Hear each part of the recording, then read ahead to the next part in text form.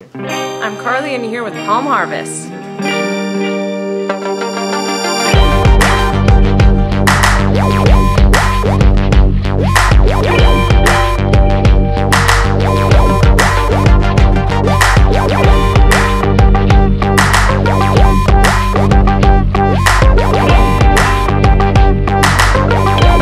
Hello everyone and welcome to the Palm Harvest Network. I'm Pastor Mike Decker. Say hello, Pastor Mike.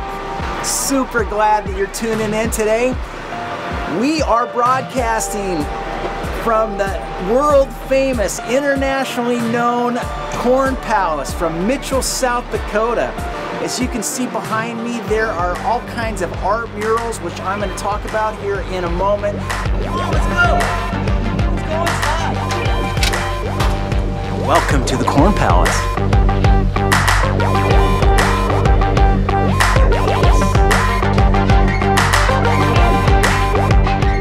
I used to ride one of these things, except it was green.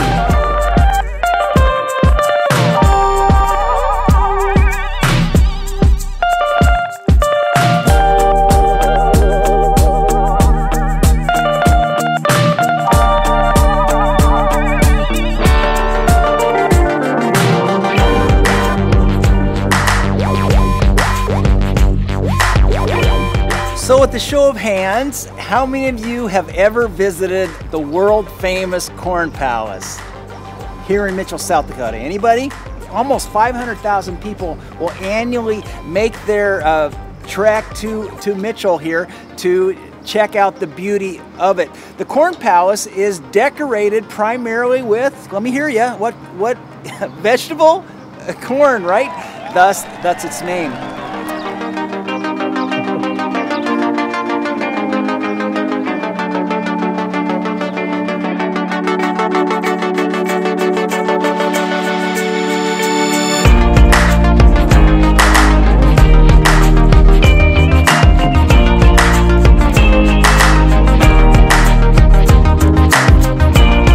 You know, if you were to visit the Corn Palace right now, you'll notice its beautiful art murals, which, as I mentioned already, for many years were designed by Oscar Howe. And if you look closely, you'll also notice how the Corn Palace is decorated with like 12 different colors and shades of corn. You know, there's red and there's brown and there's black and there's blue and there's white and yellow and orange and calico and even, I know this year there's green and maybe other years. And then intermixed with the corn, if you look really closely, you'll see how the artists every year, which, by the way, many of the local college students will come and they'll volunteer their time to put together these murals. They will kind of mix in various patches of grains and native grasses, and together with these pieces of nature, if you will, they create these amazing art murals. Wouldn't you agree? Our Heavenly Creator, the Bible teaches us that our Heavenly Creator, God, is the ultimate mural maker. And He wants to use you and He wants to work through me to positively impact the people around us. And so as I stand here on the doorstep of this amazing world-famous Corn Palace, this amazing landmark, I want to invite you to ponder this question today, and that is, when was the last time that you prayed the prayer, God, use me? God, use me. God, use my unique wiring. God, use my unique personality. God, use my unique perspective in life. God, use my unique shape to touch people's lives. God, use me. And so one of the questions I invite you to just mull on over today, over the course of this conversation, I want you to really consider the question, are you available? Have you said yes to God, to say the simple prayer, God, use me?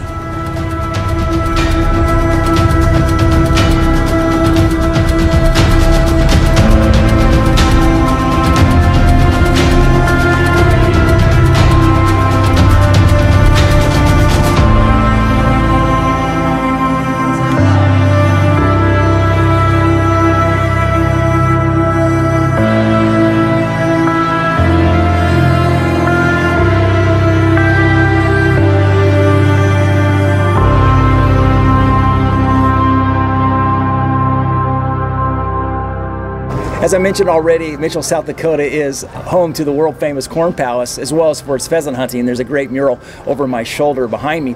But do you know what else Mitchell, South Dakota has a bit of a reputation for? This is the home campus, sort of the stomping grounds of the motorcycle world of Klock Werks, run by Brian and Vanessa Klock and their amazing Klock Werks team.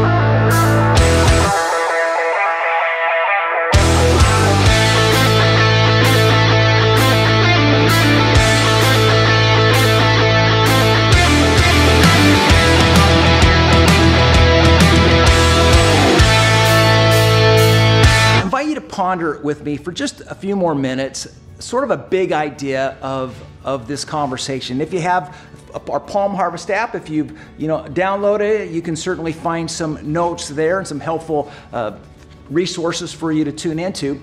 But here's the big idea that we're going to talk about just briefly, and that is God is honored when you and I love people. For those of you regular viewers, you know that over the last several months, we have been working our way through a book in the Bible called Romans.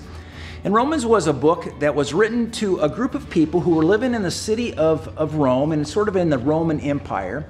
And the purpose of this letter by a guy by the name of Paul, who was an older Christian, an older follower of Jesus, was to give these new followers, these new believers, an idea of how to live out their faith in their secular community, in really the secular world. I don't know if you ever wrestle with how to live out your faith in your circles of influence, whether it be at your workplace or maybe at your child's school or just in the community. But what I do know, and what I've learned personally in my own life, is that being a follower of Jesus, it doesn't have to be complicated. I think a lot of times we try to make it complicated. I think a lot of times we will create all these rules and regulations and maybe these lists of do's and don'ts that a person is supposed to follow or not follow. But by and large, I've just learned that being a follower of Jesus isn't that complicated. And in fact, when you look at the Bible and you read sort of the story of Jesus and the beginning of Christianity, you'll realize that one of the reasons why Jesus sort of created this ruckus among the early Jewish community was because he sort of changed the script. If you know anything about the Jewish faith and the Jewish religion, you'll know that it's really built upon the 10 Commandments, which are these list of 10 things that God said, this is what's important to me, this is what I value. Well, then when Jesus arrived on the scene, Jesus, God's Son, he said, you know what, he was once asked, what's the greatest commandment? And he really simplified the 10 commandments down to 2 commandments. And in the verses that we're going to look at today, really one commandment where Jesus responded, love God with your whole heart, love your neighbor as yourself. That's what's in Matthew chapter 22. That's what we read. Love God, basically invite God into your everyday activity, even motorcycle stuff, like this, even cross-country traveling, which we're about, and then love your neighbor as yourself. Treat others the way that you want to be treated. Pretty basic stuff. Back to the book of Romans. I don't know what mode of transportation that the Apostle Paul used in his day. Certainly motorcycles didn't exist, but I do propose that had motorcycles existed, I propose that both the Apostle Paul and Jesus likely would have ridden one. And the reason I say that is because in Romans chapter 13, which is where we're going to look at today, just at 3 Bible verses, Paul tells his readers to practice something that most motorcycle riders do every time they are out riding as a group. In fact, Paul writes, and I want you to look for this in our verses today, is that God values this one thing that all motorcycle riders practice. And I suspect, ironically, most motorcycle riders don't even realize that they're actually living out this biblical principle in their motorcycle world. But if you look closely, you will see it in full display.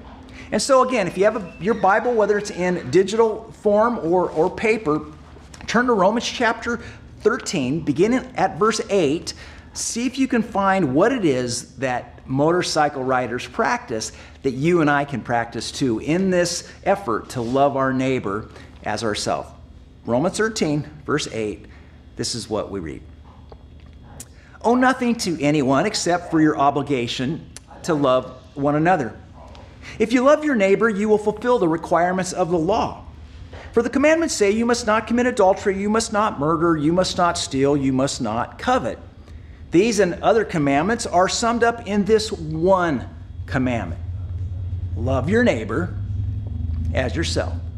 Love your neighbor as yourself. Love does no wrong to others, Paul writes, so love fulfills the requirements of God's law. Friends, the Bible writer tells us here that God is honored when I love people. So how do we live this commandment out? Principle number one that every motorcycle rider practices, and that is they practice lane positioning. They practice lane positioning.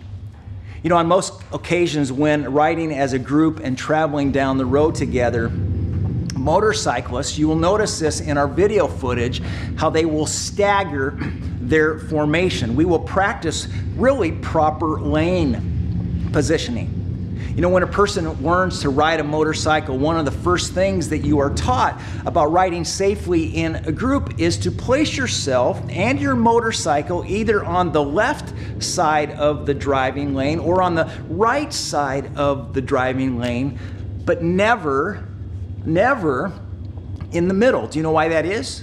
If the rider in front of you suddenly has to stop for some reason, what that space provides in this lane positioning, it allows you to perhaps stop or maneuver in or out of the potential danger without doing what? Without running into the back of them, right? Without rear-ending them. And really because of this safety buffer zone, right? Because of this pocket of space, motorcycle riders are able to travel together as a group safely. Now back to what Paul writes here in Romans chapter 13. Basically, I'm suggesting that what motorcycle riders practice and what the Apostle Paul is telling us to practice with each other just in our everyday life is this biblical value of being other-focused. Not just focusing on what your needs are, not just focusing on what you want, but also recognizing that there are people around you and to consider them in your riding experience. You know, when Jesus was here on this earth, he definitely practiced what we would call other-focused. Jesus clearly illustrated this concern for those outside the church. Listen to me. Jesus was clearly as interested as those outside the church as he was with those who were inside the church. You know, personally, I think that Jesus would have enjoyed a motorcycle ride from South Dakota to Utah. Do you know why I say that? It's because when you read the Bible, one of the things that it illustrates is how Jesus loved to hang out in community with people. And Jesus, we know, had especially had this soft spot in his heart for those who were disenfranchised from religion. You know, he felt comfortable breaking bread with those who had scars in their life. Jesus was attracted to those who had a little bit of color, right? Or a little bit of texture in their life story, much like the corn palace that we saw earlier in this conversation. And so I say that as if you're perhaps tuning in today and you somehow feel like your life story disqualifies you from being used by God, hear me clearly on this. These Bible verses teaches us that Jesus is for us. That Jesus is for you and he wants to be in relationship with you, and that your unique wiring and yet your unique corn seed is what makes you special. You know, friends, we all have baggage, yes? Now, if we were in a group setting, I'd say, hey, turn to your neighbor and say, you have baggage, ha, ha, ha. No, it's true. We all have baggage, right? We all have experiences in our life that maybe if we had a chance to have a do-over, some of us would take it, would we not? But listen, here's the crux of what I want you to hear from me is don't ever let anyone tell you that you are outside the scope of God's love and interest. Don't ever let anyone tell you that somehow you are disqualified from God's kingdom ministry. Because what the Bible teaches, and really what we see here, is that God has a place for you on his team, that Jesus invites you to be a part of his posse. And maybe that's something that you need to be reminded of today. You know, maybe you find yourself in a place or a season where you feel a little bit disenfranchised. I just want you to hear from me that God is saying, no, I got you. And I want to be with you. And so let's go on this ride together. Is God poking you today? Friends, if you want peace in your heart, and if you want more gas in your fuel tank, trust me, I know Jesus will do that for you. And the reason I know is because he's doing that for me. So here's how I want to wrap up our conversation. You know, as you've likely observed in the video footage of today's broadcast, most motorcycles have two wheels, right? Therefore, the second sort of love habit is a habit that I believe every healthy Christian should practice. Point number 2, and that is to check your air pressure. Check your air pressure.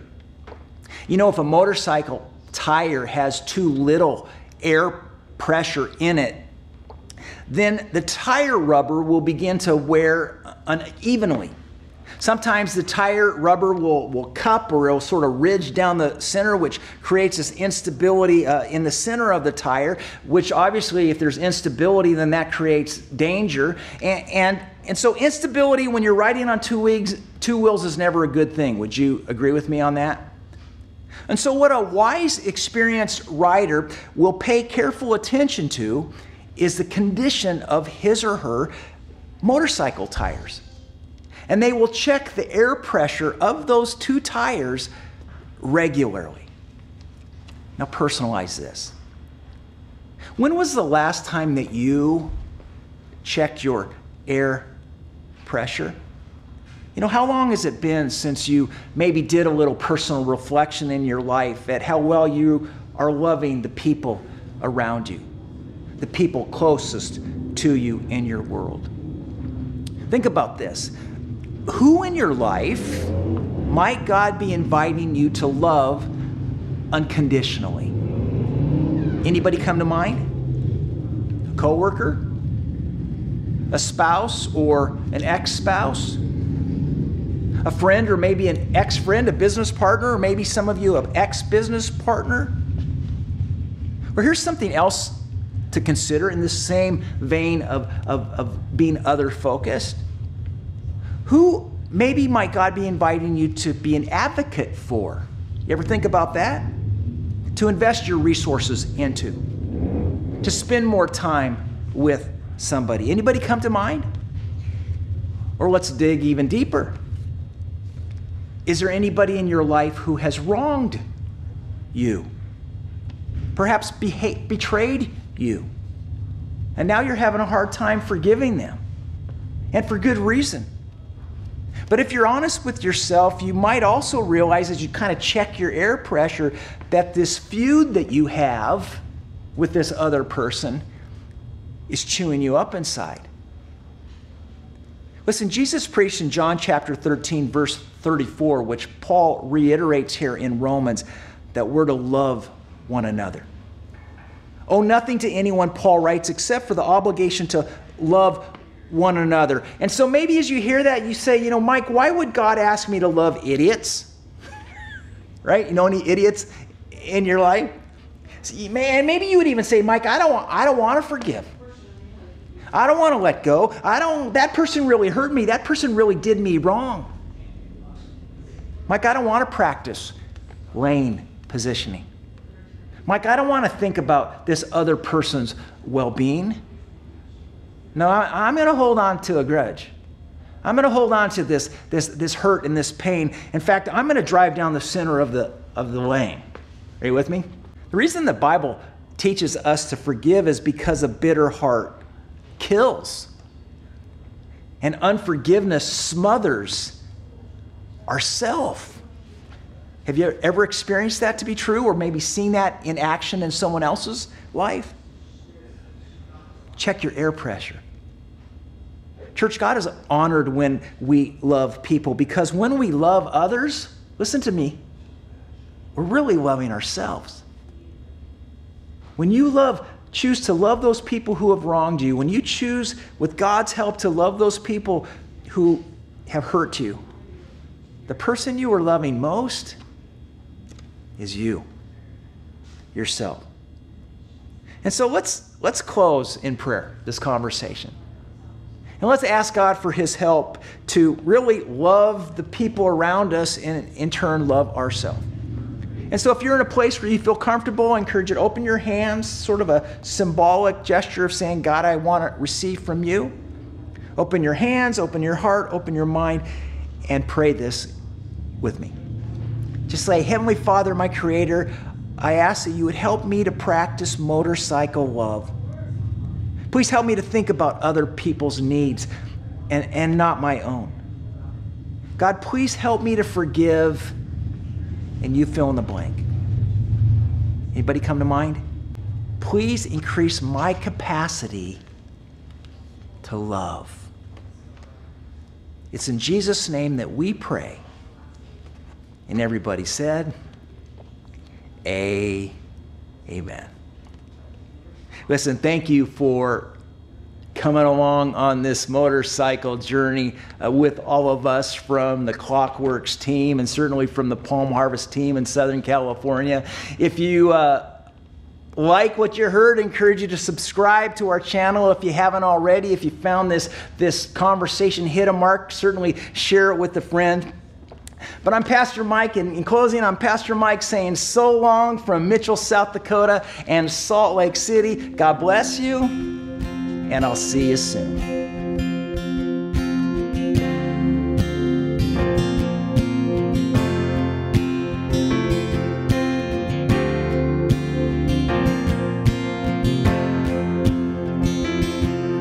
The weapon may be formed, but it won't prosper. When the darkness falls, it won't prevail. 'Cause the God I serve knows only how to triumph. My God will never fail. Sing it again, my God. My God will never fail. Sing, I'm gonna see a victory. I'm gonna see a victory. The battle belongs to you, Lord. I'm gonna see a victory. I'm gonna see a victory. For the battle belongs to you, Lord. Oh.